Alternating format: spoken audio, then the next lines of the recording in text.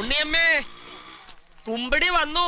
എന്താ ഇവിടുത്തെ അവസ്ഥ? ഒരു സ്ത്രീ വോട്ടർ എന്ന നിലയിൽ ഈ മണ്ഡലത്തിൽ ആര് ജയിക്കണമെന്ന് ആഗ്രഹിക്കും? ഭൂരിപക്ഷത്തിൽ 50,000-ൽ പരം ഭൂരിപക്ഷത്തിൽ യുവർ പ്രദീപ് ചേലക്കര മണ്ഡലത്തിൽ നിന്ന് വിജയിക്കും. കോമള തടയരുത്. 50,000-ൽ പരം ഭൂരിപക്ഷത്തിൽ യുവർ പ്രദീപ് ചേലക്കര മണ്ഡലത്തിൽ നിന്ന് വിജയിക്കും. 50,000 വോട്ടിന് ഭൂരിപക്ഷവും ആകെ 2 ലക്ഷം ആൾക്കാരെ വോട്ട് ചെയ്യുന്നുള്ളൂ. പിന്നെ അങ്ങനെ 50,000 വോട്ട് ഇടുന്നത്? 50,000 വോട്ടിന് ഭൂരിപക്ഷവും ആകെ 2 ലക്ഷം ആൾക്കാരെ വോട്ട് ചെയ്യുന്നുള്ളൂ. പിന്നെ അങ്ങനെ 50,000 വോട്ട് ഇടുന്നത്? അതല്ല ഉദ്ദേശം, ഞാൻ മാറി. 803 കോടിയുടെ വികസനം 9 പഞ്ചായത്തിൽ. ഓരോന്നും സഖാവ് സാർ അരുൺ സാർ നേരിട്ട് വന്നാൽ തൊട്ട് കാണിച്ചു തരാൻ കഴിയുന്ന നൂറുകണക്കിന് വികസനങ്ങളാണ് 28 വർഷക്കാലം കൊണ്ട് ഈ ചേലക്കര മണ്ഡലത്തിൽ സഖാവ് പ്രദീപും സഖാവ് രാജേട്ടനും നടത്തിയത്. ആവേശം കൊണ്ട് ഓരോന്ന് വിളിച്ചു പറഞ്ഞ് തടിയേടാക്കണ്ട, പണിയെടുക്കാതെ ജീവിക്കാൻ നോക്ക്.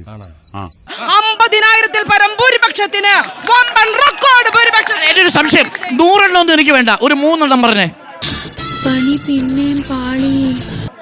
കൊച്ചിൻ പാലം. ഒരു മിനിറ്റ്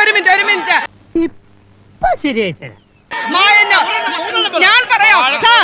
എന്നെ വാഴക്കോട്, അതായത് മറ്റേ ഇതല്ലടാ, ഇതോ പ്ലാഴി റോഡ്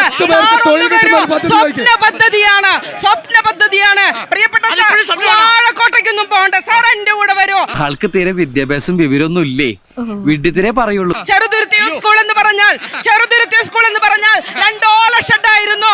അന്താരാഷ്ട്ര നിലവാരത്തിൽ ഈ ചെറുതുരുത്തിയുടെ മണ്ണിൽ ഉയർന്നു നിൽക്കുകയാണ് ചെറുതുരുത്തി ഹൈസ്കൂൾ.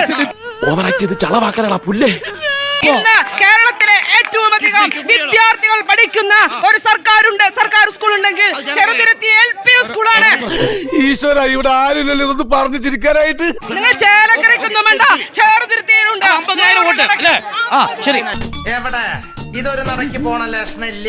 ഇവിടെ ഇടതുപക്ഷം നല്ല 10,000-ൽ കൂടുതൽ ഭൂരിപക്ഷത്തോടെ ജയിക്കുമെന്നും ഞങ്ങൾ എന്ത് കണ്ടിട്ട് തമ്പുരാനറിയാ.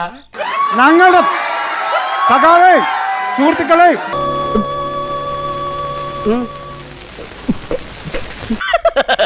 തൽക്കാലം ഇത്രയും മതി. വരട്ടെ.